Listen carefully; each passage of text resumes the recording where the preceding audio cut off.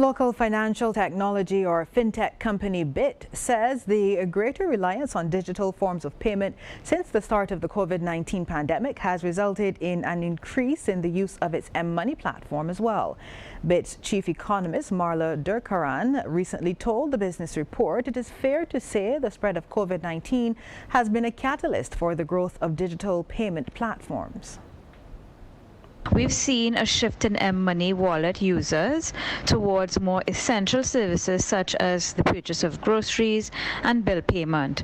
SurePay alone has seen a 47% increase in transactions. M-Money peer-to-peer transactions as well as online payments have also seen an increase. We can confidently say that we are seeing an increase in the sign-ups of our M-Money platform since Barbados has been affected by COVID-19. A 31% increase in the number of merchants who have signed up and a 58% increase in people who have signed up to use our M-Money wallet. She adds BIT has been working to ensure the M-Money experience is as convenient as possible for users. M-Money wallet users can top up at BIT's headquarters in Wilde Business Park and at A1 supermarkets. We are working closely with our merchants to ensure the convenience of contactless payments is a priority as we work to help curb the spread of COVID-19 in Barbados. The Central Bank of Barbados, Financial Services Commission, Ministry of International Business and Industries, International Business Unit, Corporate Affairs and Intellectual Property Office and the Financial Intelligence Unit have collectively recognized the challenges faced by financial institutions as they address issues that arise as a result of the COVID-19 pandemic. As a result, they've come up with a Barbados Joint AML-CFT regulatory response to the pandemic. In releasing the document, the authorities said they are cognizant of the importance of continuing to provide essential financial services while operating under restricted conditions and to ensure adherence to the established protocols.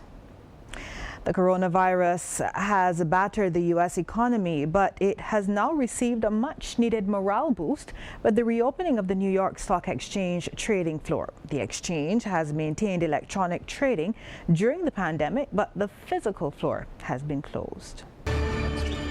Well, now to one of our top stories. Educational and political stalwart Dame Olga Patricia Simmons has died. CBC understands Dame Patricia passed away at the Queen Elizabeth Hospital at the age of 94 earlier today. Prime Minister Mia Motley was among those who expressed sadness at her passing. Sharika Griffith reports. I have a lot of faith, but I've always felt that it is better to smell the flowers, and therefore I am very much appreciative of this honor. Dame Patricia had a long and distinguished career as an educator. The former Queen's College student left school in 1945 and went directly into teaching at what was then the St. Michael's Girls' School. There she would spend her entire teaching career, retiring some 40 years later after holding the positions of head of the English department, deputy principal and eventually principal from 1976 to 1985. Prime Minister Mia Motley says Dame Patricia's always calm yet authoritative voice, where never an error of grammar could be found, will forever reserve for her a special place when the history of education in this country is written. Retired Principal Alwyn Adams believes Dame Patricia saw education as a tool to help the Barbadian working class climb the social ladder. She saw the school as more than a teaching shop.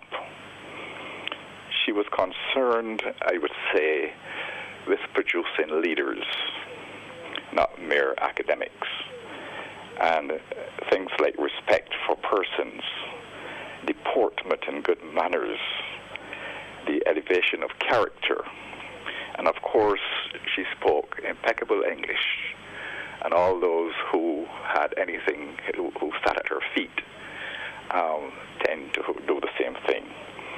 So her contribution has really been mammoth.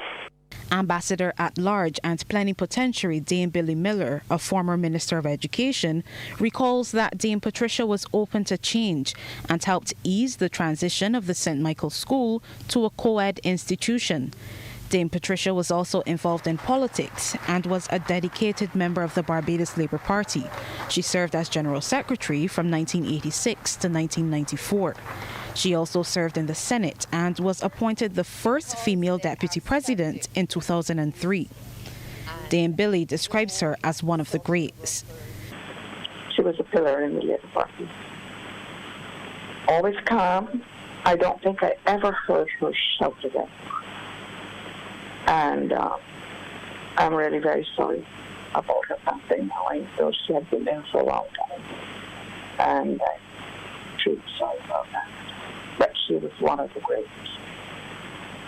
She really was. She was a great woman. She was a woman who looked forward into time. She didn't feel she had to be tied to the old time things. She was very forward looking and positive about what the future could be like.